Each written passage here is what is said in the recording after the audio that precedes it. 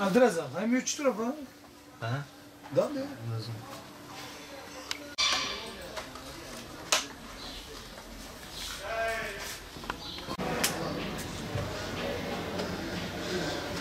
Beni çekmiyorsun abi.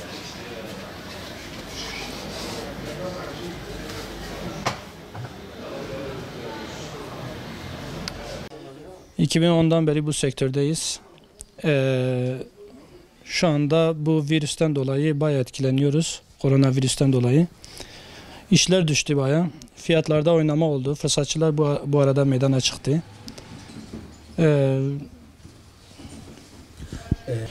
Yani şu şekilde etkileri var. İşler bayağı düştü zaten bu son 1,5 ayda. Fiyatlar da yükselince haliyle işler de düşmeye başladı. Fırsatçılar oldu bu arada. Yani fazla etkilememiş olsa da şu anda etkilemiş durumda.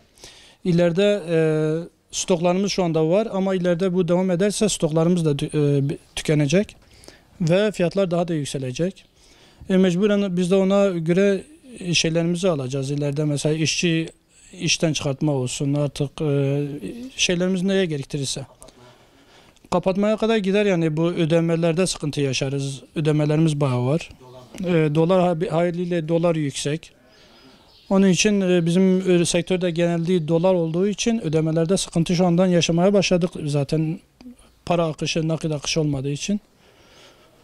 Yani şu anda bizim sektörün %99'u Çin'le bağlantılı. Çin'de zaten bir aydır ortalama kapılar kapalı. Irak sınırıdır, İran sınırıdır. Bunlar bizi fazla etkilemez. İlla ki piyasayı etkiler. Ama bizim genelde Çin üzeri olduğu için, Çin malları olduğu için bizi Çin kapıları ve Çin'deki stoklar bitti. Şu anda Türkiye'deki stoklar da yavaş yavaş erimeye başlıyor. O bizi etkiler. Doğma büyüme burada yaşadım. 8-9 yıldır da bu sektördeyim. İlk defa böyle bir krizle karşı karşıyayız. Koronavirüsüyle. Tabii Türkiye olarak da bir de gelişmekte olan ülkeler biliyorsunuz bütün teknolojik ürünler Çin'den geliyor. Orası arıza uğradı mı bütün dünya arıza veriyor şu anda. Çünkü bütün teknolojik ürünleri oradan getiriyoruz. Şu anda orada da üretim yok, imalat yok. Herkesin elindeki ürünler bu sefer biraz daha degeli oluyor. Çünkü adam sattığında yerine ürünü bırakamıyor. O yüzden fiyatlarda artış var. Yani bu genel itibariyle petrol fiyatlarına da mesela yansıdı. Üretim olmadığı için mesela tüketim de yok. Petrol tüketimi olmadığı için de indirim geldi.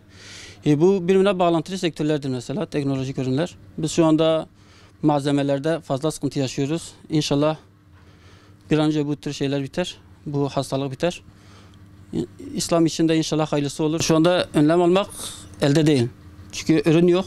Yani normalde biz hani ürün olduğu zaman elindeki ürünü biraz daha fiyatını yükseltip en azından nereye kadar gidebilirse kendini idare edebilirsin.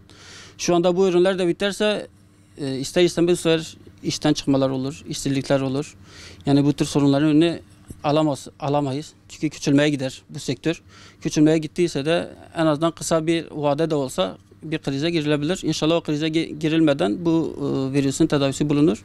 Her şey yoluna girer. Yoksa uzun vadede sıkıntı var. Evet. Ben de yaklaşık bir 15 senedir bu sektördeyim abi. Şimdi öncelikle bu koronavirüs tabii ki bir imtihandır. Ben böyle düşünüyorum. Yani bu işin manevi boyutu var, bir de maddi boyutu var. Şimdi bazen Allah-u Teala bizi bela ve musibetlerle sınıyor. Bence bu koronavirüste dünyadaki bütün halkların, bütün insanların kendinden bundan bir ders çıkarması gerekir. Çünkü bugün Orta Doğu'daki durumdan haberdarız hepimiz. Bu mültecilerin problemleri, mazlumiyetleri, bugün Suriye'de olan zulüm, ümmetin başındaki bu bela ve musibetler. Yani yine buna nazaran, buna karşı ben bir esnaf olarak biz çok rahatlıktayız. Yani çok rahattır durumumuz. Büyük bir bolluk içerisindeyiz. Elbette ki biraz sermayemizden, belki biraz karımızdan bir tık etkilenmiş olabiliriz bu virüsten dolayı. Çünkü bizim malzememiz elimizdeki bütün dijital bu elektronik malzemeler, dijital ürünler hepsi Çin'e dairdir. Çin'e bir bağlılık var burada. Bu virüsün ilk tespit edildiği ve dünyaya yayıldığı yer de Çin'dir. Bundan dolayı şimdi orada bir çalışmama gibi bir süreç var. O tahlil süreci herhalde boyuna uzatıyorlar. Karantina süreci genişliyor.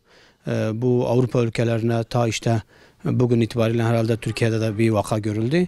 Bundan dolayı elbette ki biz de esnaf olarak etkileniyoruz. Yalnız daha etkinin çok ciddi boyutlara gelmediğini düşünüyorum. Yani biz elektronik malzemeler sattığımız için ve Çin'e bağlı olduğumuz için Çin'de bu uzun süre devam ederse elbette ki bu işte işin fırsatçıları ya da stokçuları bunu belki de kötü niyetle kullanacaklardır diye düşünüyorum yani. Ya şimdi biz normal perakende ve toptan satıyoruz. Burada da kapıdayız. Şimdi bu işin toptancıları var. İstanbul tarafında vardılar. Şimdi diyelim ki her bir sattığımız ürün başına 2 dolar, 3 dolar hatta 5-6 dolarlara kadar bir zam gelmiştir. Ama şöyle bir tehditle karşı karşıyayız.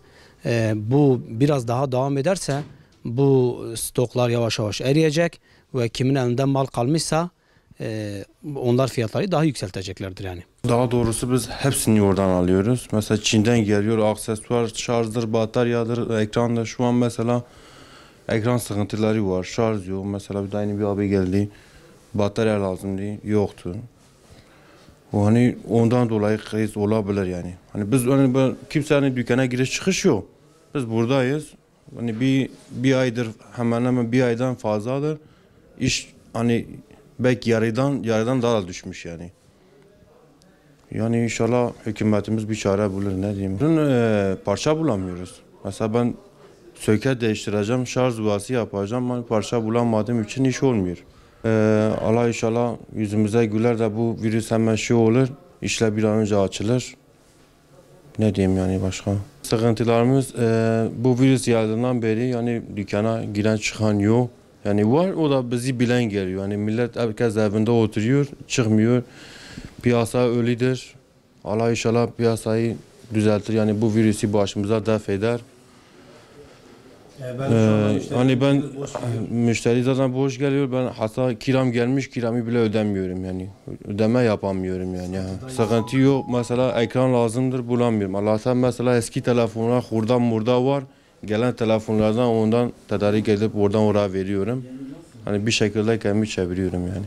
Telefon aksesuarı satış yerinde telefon malzemesi satıyoruz, yedek parçaları.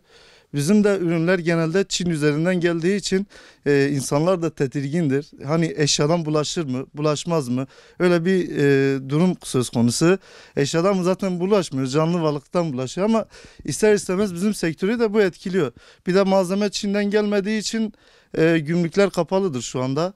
Malzeme de satışı olmuyor, fiyatlar yüksektir. İster istemez insanın maliyeti, bir bütçesi var. Adamlar da şu anda yapmıyor telefonlarını, bekletmeye almışlar. Fiyatlar da gerçekten yükselişe geçmiş. Koronavirüsü için de biz ne türlü önlemler alırız bilmez ama yetkililerin söylediği sürekli ellerimizi yakalım, sürekli dezenfekte edelim. Biz de kendimizce artık daha bir şeyleri yapmaya çalışıyoruz ama nereye kadar gider bilmiyoruz. Ama bu inşallah dedikleri gibi ilkbaharda, yazın dedi geçecekler. İnşallah geçer. Bizim sektörü de ister istemez de çok etki ediyor. Önce böyle bir durumla karşılaşmadığımız için hani bir önlem alamadık. Böyle bir durum daha önce yaşanmadığı için yapamadık. Elimizde de stoklu mallar vardı. Onları da tükettik. Şu anda ileriki dönemlerde de sıkıntı yaşayacağımızı tahmin ediyoruz hadi. Şimdi Türkiye'de de çoğu mal üretilmediği için yurt dışından geliyor bu ürünler. İster istemez de Türkiye'de de insanlar etkilenecek. Teknoloji bakımından çok etkileneceğini düşünüyorum.